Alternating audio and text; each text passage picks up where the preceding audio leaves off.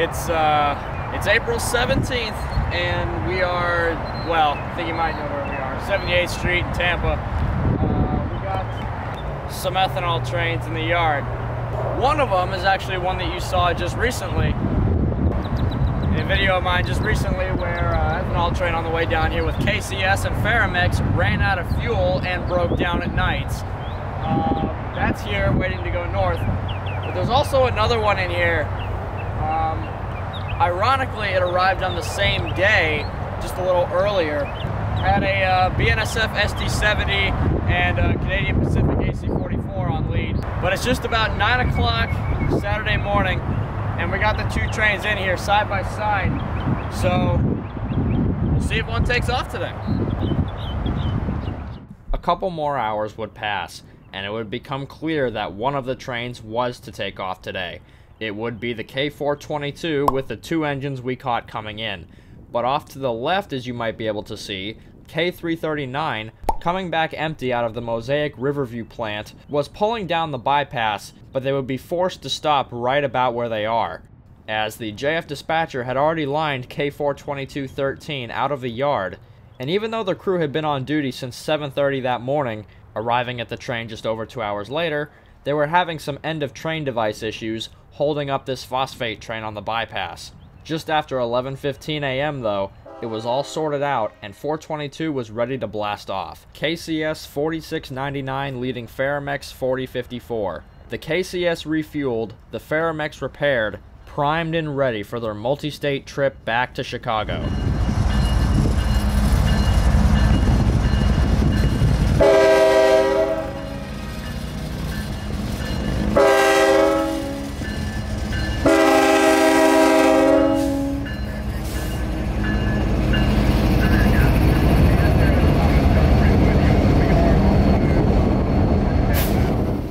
Minus their end-of-train device issues, their takeoff proceeded pretty smoothly, with no bad order cars to be left behind. Bad order cars being referred to as rolling stock with operational impurities, such as a stuck brake, axle, broken handrail, etc., etc.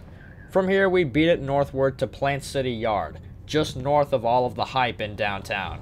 And with some ominous background clouds, some old-fashioned houses, and a distant horn of a train less than a mile away, made for quite the feeling just after noontime in Plant City. XCK 42213 clears Sandler Junction, track 1, KCS 4699, northbound.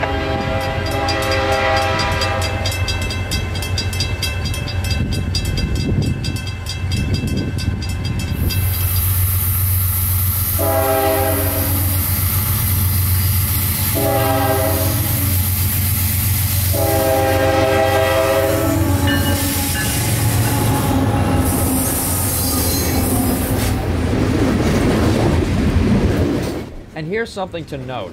I didn't really make it clear because last time it wasn't exactly the focus of the video, but the hype for me on these trains wasn't the Faramex, but rather it was the Kansas City Southern locomotive leading here.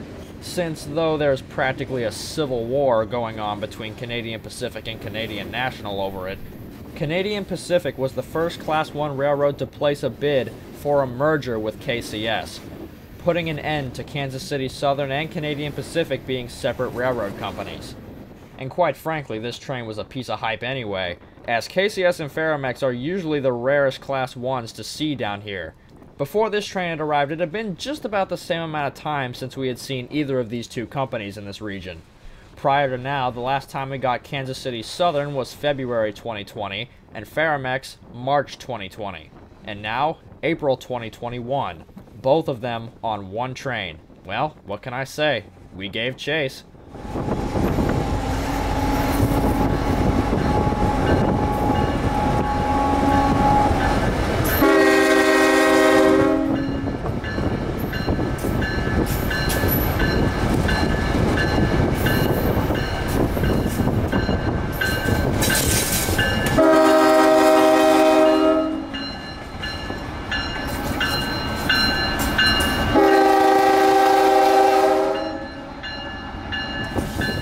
Another thing I've heard is that once this specific locomotive, 4699, arrives back at KCS's locomotive shops in Shreveport, Louisiana, it's being immediately repainted.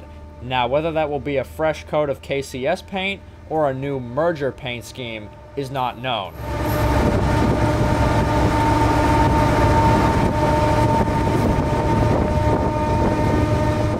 With K422's bottom end just about now clearing the population density and curves of Plant City, the engineer can notch it up, and you can hear it right about here.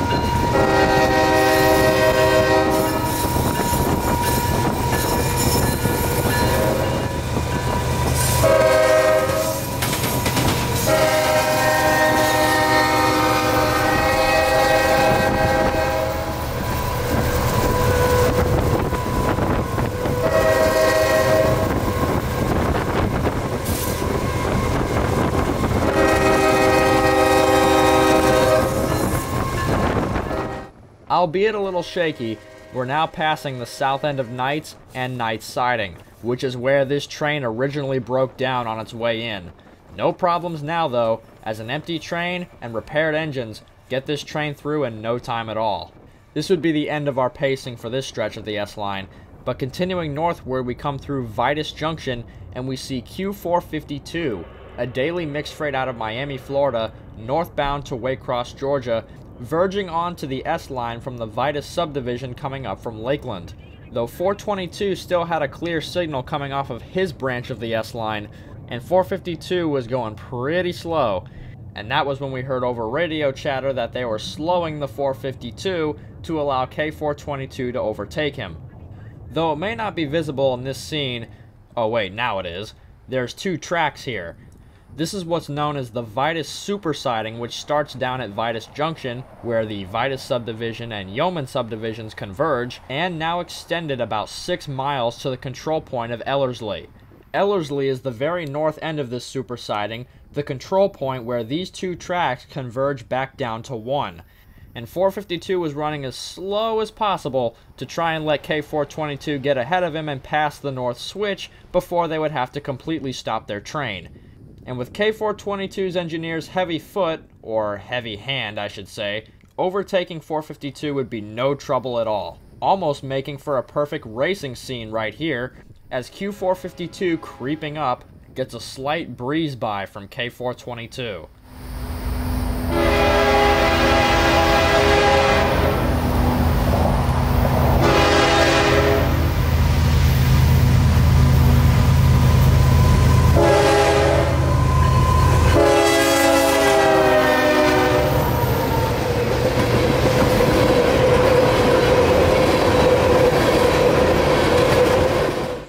We'd have to say goodbye to Q452.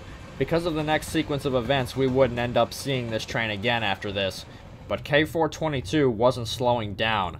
As we both speed northward through Dade City, where my railfan friend Christian is already set up and waiting, and now filming, we meet up with him again later. But for now, onwards and northwards. To the south end of Lakuchi Siding, where, again, This train ain't slowing down.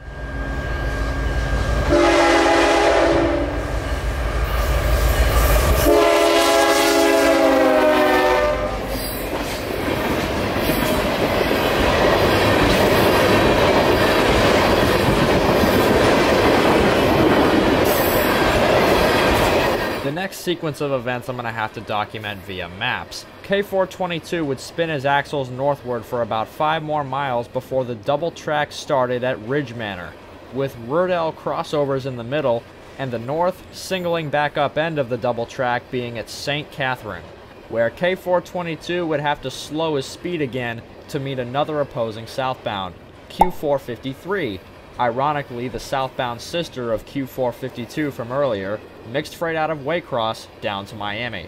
But as luck would have it, the video I got of 453 diverging onto track 1 and the engines passing got corrupted. So all I got was the end of his train and all of K422 speeding off to the north. We'd get Q453 again, so no big deal, but you'll just have to take my word that that's what happened up here.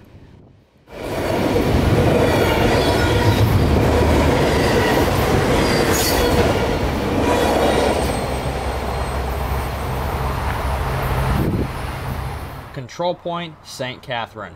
Q453 is now out of the way, so the dispatcher can now line the switch back for the main and give K422 a high green. Full speed ahead.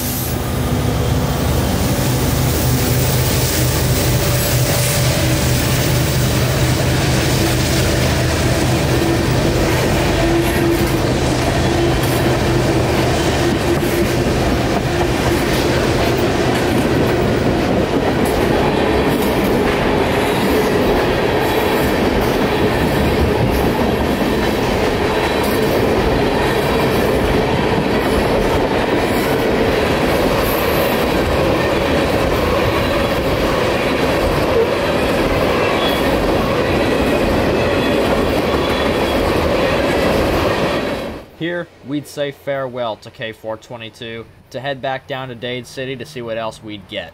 Q452 had come out of the Vitus super siding right behind K422, and he would meet opposing Q453 somewhere in this double track, and that was back in the woods, so we wouldn't see Q452 again. But we would see 453 again, as the meet slowed him down just enough for us to beat him down to Dade City and meet up with Christian for our last few trains.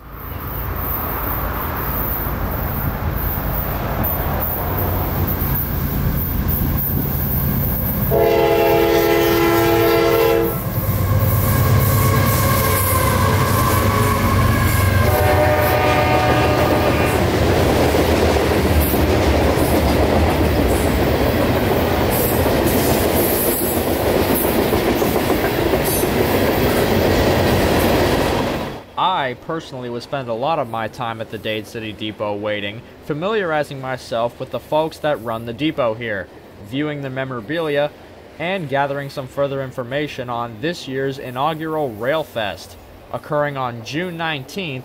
More details toward that event will come in my videos closer toward the event date. But save the date, it's a Friday, so I hope to see quite a few of you out here. I, of course, will be attending.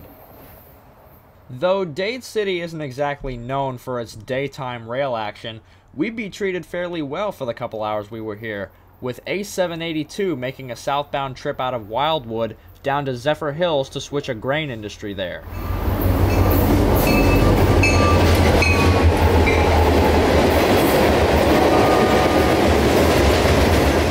The grain industry in question being Cal, Maine, reportedly Florida's largest producer of eggs. And a little thanks to Christian for starting my camera for this train. I was inside and had no idea that he was here, so we wouldn't have this clip of 782 if it weren't for Christian. Thanks, bud. Now, came the train we were waiting on. Personally, I had heard about this train this morning when we were waiting on K422 to leave Yeoman, but it's always just that way bit better when you see it. Coming south behind 782 would be X603.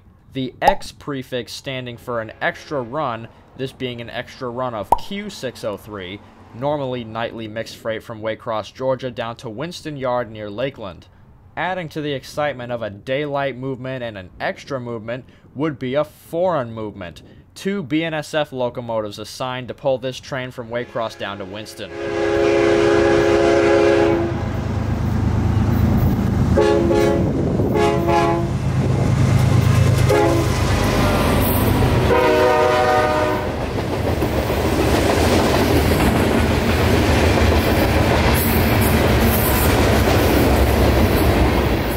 Very interesting for me, the lead BNSF GEVO on this train would be sporting the Heritage 2 paint scheme from BNSF, not too common on BNSF GEVOs, personally my first time seeing one of them. Some may also ask, why do extra trains run? Why not just put this traffic on the daily train that runs? And the answer to that is pretty simple, excess traffic. The Dade City defect detector clocked this guy in at just around 8,000 feet. And to add 8,000 feet to a train that can normally run around 10,000 feet on its own would not be a great idea. Another factor could be the trains that bring this train's traffic into Waycross could have been late, or other factors that I don't know about because I don't work for the company. So where's the other engine at? Ah, there it is.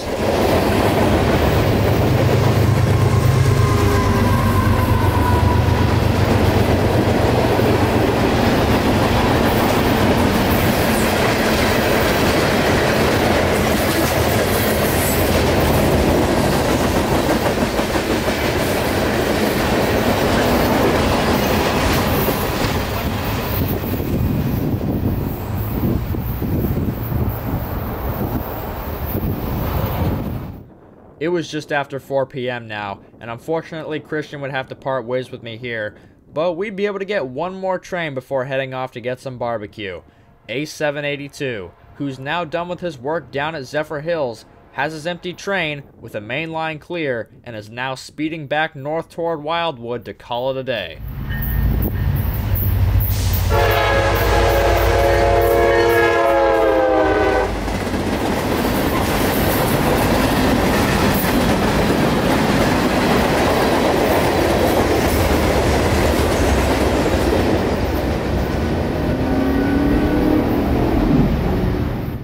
Well, what can I say? Day or night, Dade City, trains or food, never disappoints. With a 1-mile drive into town for some Smitty's Smokehouse, that's just about the best way we could end off the day.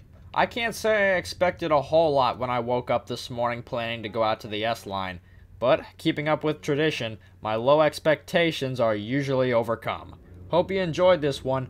There'll be some more coming soon, so be sure to stick around. And in Dade City, this is Kotabeaner, and I'll see you next time on the Sunshine State Rails.